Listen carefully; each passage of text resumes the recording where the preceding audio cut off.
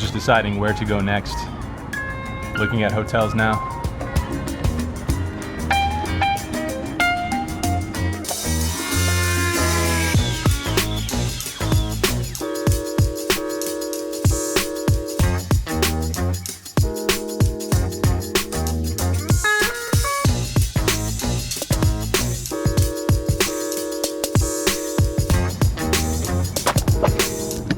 Pretty warm out here.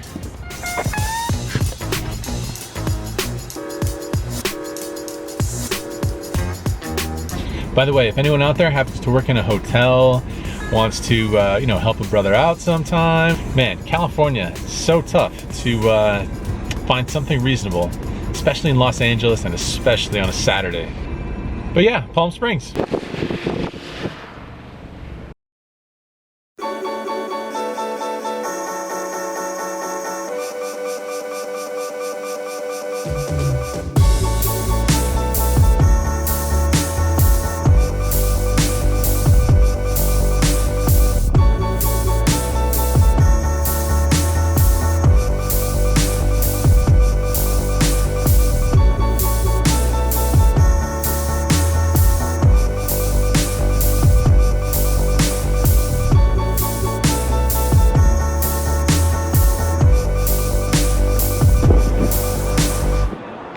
Agua Caliente Casino, Palm Springs, California. Here we are. We made it. We made it to another casino. Have we been here before? I don't think so. I've been here once or twice. I don't think we've been here on the vlog yet. Have we? I don't think so. So they're not going to have a wealth of big games today. Sometimes they get a 5-10 PLO that's a mix of high and then high-low, round by round. Not going today apparently.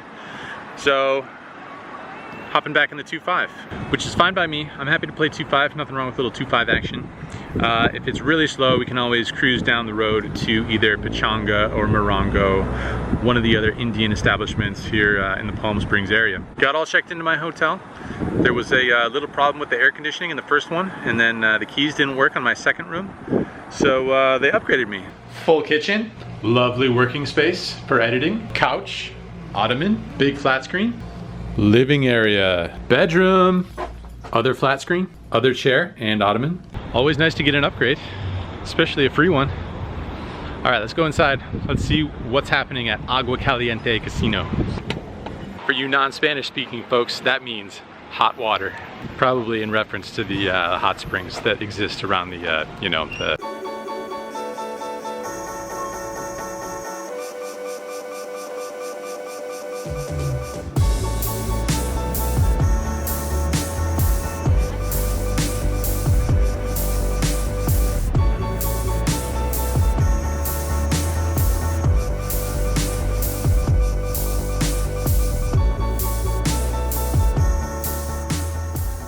as advertised, 1-2-5 game going, currently full, so we are first up on the list. We'll be in there shortly. Not sure what the maximum is, either 500 or 1,000. Somebody asked me a question on Twitter just today, actually, that applies to this moment right here. The question was, when you're waiting for your game, that the main game that you play, the main stakes that you play, do you sit at a lower stakes game while you wait, or no?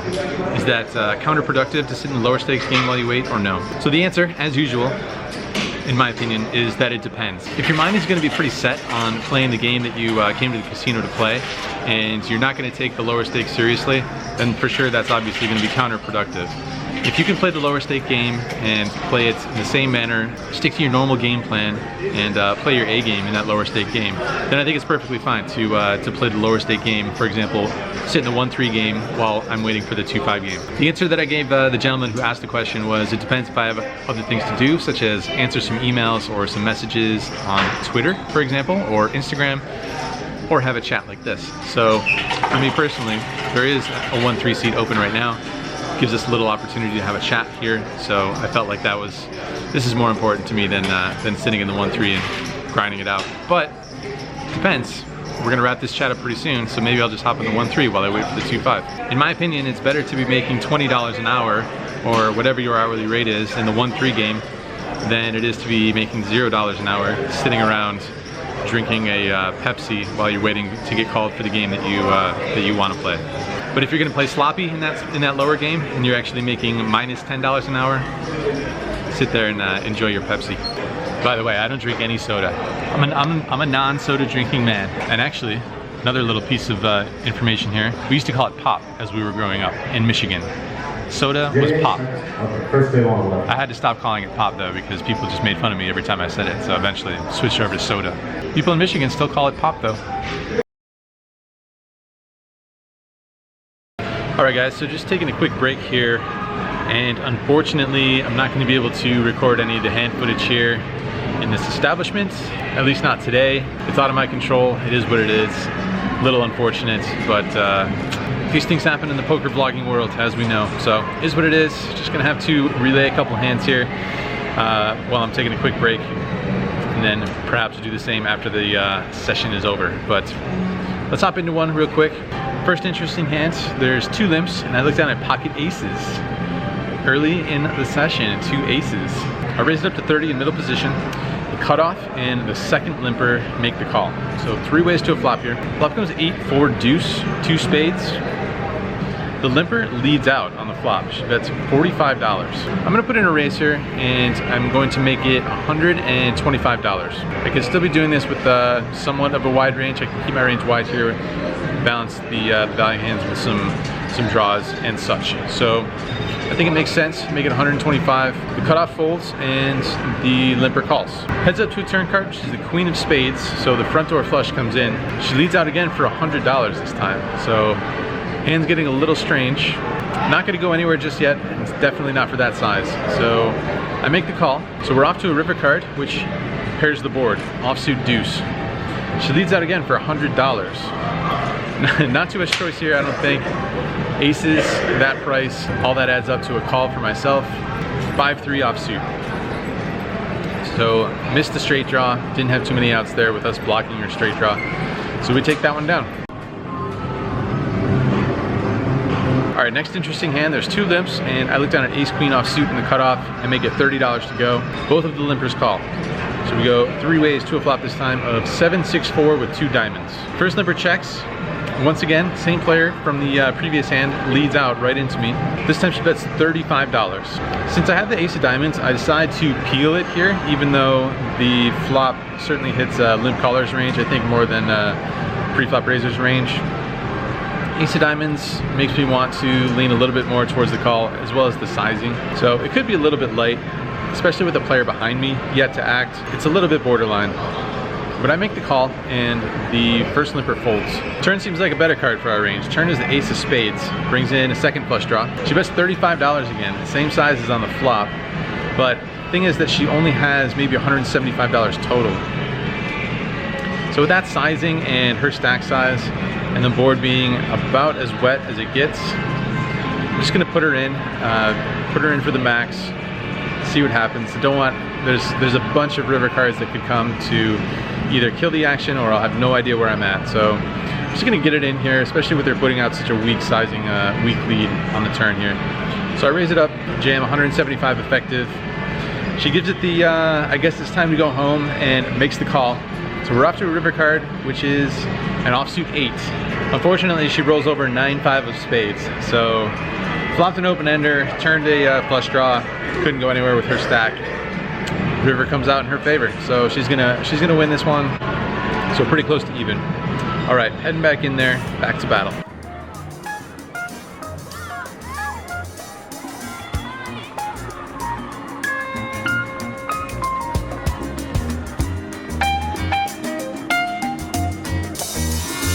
You know what time it is? I mean, not literal. Not literal time. You never know what literal time it is when I'm wrapping up a session.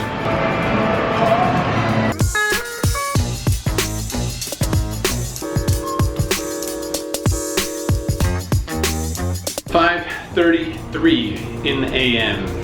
Wrapping it up. I'm a little tired, not gonna lie. A little on the tired side.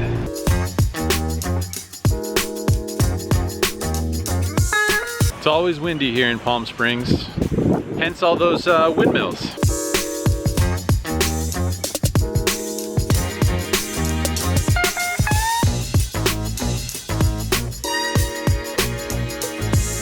5:30 to 6 a.m. sunrise over these mountains here in the desert. It's a beautiful scene. So I guess we can run through a couple of hands real quick, just to wrap up the session properly. Let's just dive right into one. Let's get in there. In the first one, I open up pocket queens, $20. The button and the big blind make the call. Three ways to a flop of 10-8-3 with 2 hearts. We do have a heart, as you can see right here. Big blind checks it. I make a bet of $35. I could probably size a little bit bigger, but I make it 35. Player on my left folds. Big blind decides on a check raise. Makes it $120 to go. You and I both know we're not folding just yet. Have to see a turn card, have to see what develops. So I toss in the call. Turn is a 5 of hearts. So once again, brings in the front door flush. Bad news is that we're beating even less of his range now. So if he was check raising with a flush draw, can't beat that anymore. Only thing we can really beat is maybe like an overvalued pair of jacks or ace-10 type hand, something like that. He puts out another bet. He bets $200 this time. Pretty close spot, I think. Being in California makes me want to call. Versus this player in particular, he didn't seem to be getting too out of line, so that really makes me want to fold. I feel like I just need to see the river card, see what happens here, since we do have the queen of hearts. Somewhat of a backup plan, even though we have no idea whether making a flush on the river would be any good for us or not. So pretty sketchy of a spot. I can actually entertain a fold here, but I really don't like folding, and I like to see what develops on later streets. So I toss in the call, and we see a river card, which pairs the board, brings in offsuit 8. This time he bets $350. Just doesn't feel that good. I mean, it seems like there's less sets available now, now that the board has paired, and you think he might consider slowing down with a flush. So I go into the tank, and I'm thinking it all over, and eventually I think back to the fact that he's just literally trying to make some hands and then call it a night. So I decide on a fold. I let it go. Not too sure about my decisions in that hand, but I let it go. And what made me feel a little bit better is that he wanted $10 to show his hand. So it seems like normally when people do that, when they want some extra money, some extra value for their hands, you know, people are usually pretty happy to show down a bluff. But when people want some extra money to show the hand, to give away the information, seems like it's usually for value. So later on, I asked him about it again, and he did tell me that he had a full house on the river. I believe him. Story made sense. Pocket queens seems like no good this time, especially when you fold them. Can't win when you fold. One more interesting hand. This one happened pretty close to the end of the session. We're playing three-handed here. We're actually playing three-handed for a good few hours, couple hours at least. Really fun. I love playing short-handed. We were all straddling on the button as well, so we're actually playing 2-5-10. So that's my kind of game. Happy to kick the stakes up slightly, and especially short-handed. Can play lots more hands and lots more interesting situations develop. So in this hand, as mentioned, button straddle on, small blind folds.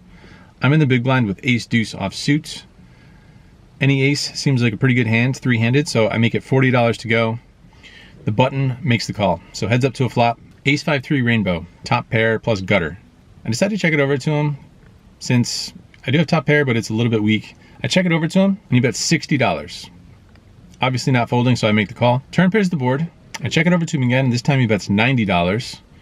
Pretty small bet. I wouldn't expect him to be betting a 3 too often on the flop.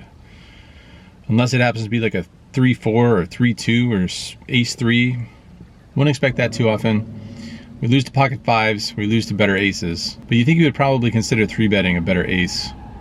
Particularly the good ace that he wants to bet the flop and the turn with. So I'm not ready to give it up just yet, especially for that sizing, so I make the call. River's a 9. I check it over to him. Kind of hoping for a check back here, but instead of checking, he bets $250. A little bit more sizable of a bet this time. I think with top pair here, I think just under-repping my hand the entire way and having top pair in a three-handed poker game just makes me not want to fold. Even more so than I always do. So, not folding, just not folding. I toss in the call, and he shows us King 6 offsuit. Good news, good news. We're gonna take this one down. Got him to bluff all 3 streets, and pretty good result in that hand. So, After all was said and done, and there was a lot to be said because, you know, when you're playing three-handed, I would love to be able to just live stream the entire game. Just click on the mobile YouTube app, fire up a live stream, and just show you guys every single hand. Because there's so many hands, and it's just impossible to go over all of them on a vlog. This vlog would end up being 4 hours long. So those were, you know, a few of the more interesting ones, and in the end, we book a win of $349.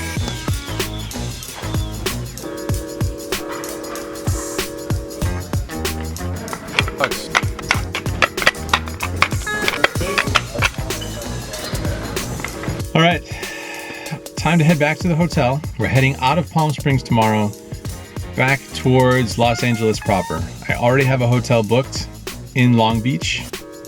So we will be staying in Long Beach tomorrow and playing poker in a proper Los Angeles casino, which I'm looking forward to. Back to one of my favorite cities in the world, Los Angeles. Plus I have a couple other things in mind for us to do. Some activities, if you will. Adventures, activities, all the above on Andrew's Poker Vlog. Check it out, be there. Back at the hotel now, but I almost forgot to tell you this story. So it's kind of cool. At the Agua Caliente poker room, they have, you know, a lot of poker rooms have high hand bonuses. You make quads or better, you make X dollars, whatever. So here in this poker room, when you make quads or better, you then get a shot at sinking a putt, a golf putt. And if you sink the putt on the first try, you get $700. If you miss the first try, you get a second try, you get $300 or $350. And if you miss both, then you get $25, I think. So someone at my table made quad aces, flopped quad aces, and that was worth $700 if he sinks the putt. That's pretty sweet. I bet you guys have never seen a guy make quad aces and then sink a putt and then just get paid $700 on the spot.